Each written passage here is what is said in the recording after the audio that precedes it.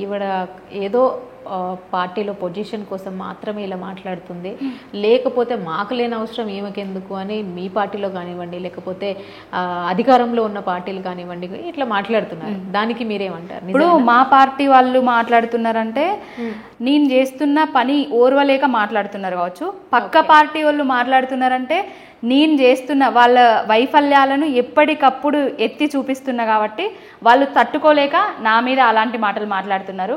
నాకు ఒక పొజిషను అది ఇది కావాలని నేను ఎప్పుడు అనుకోలేదు, ఇక ముందు కూడా నేను అనుకోను.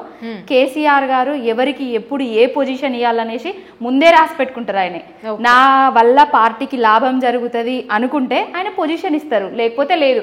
పొజిషన్ కోసం పాకులాడే ఫ్యామిలీ నాదైతే కాదు. 2001 నుండి మా నాన్న ఉన్నా కూడా ఏ పొజిషన్ అడగలేదు, పార్టీకి క్రియాశీలకంగానే పనిచేసిండ్రు. ఇప్పుడు నేను పనిచేస్తున్నా, రేపు రాబోయే తరం నా కొడుకులు కూడా ఒకరు దీంట్లో పనిచేస్తారు. అంటే దేశానికి సైనికులు ఎట్లా పనిచేస్తారో బీఆర్ఎస్ పార్టీకి నా కుటుంబం నుంచి ఒకరు పనిచేస్తూనే ఉంటారు.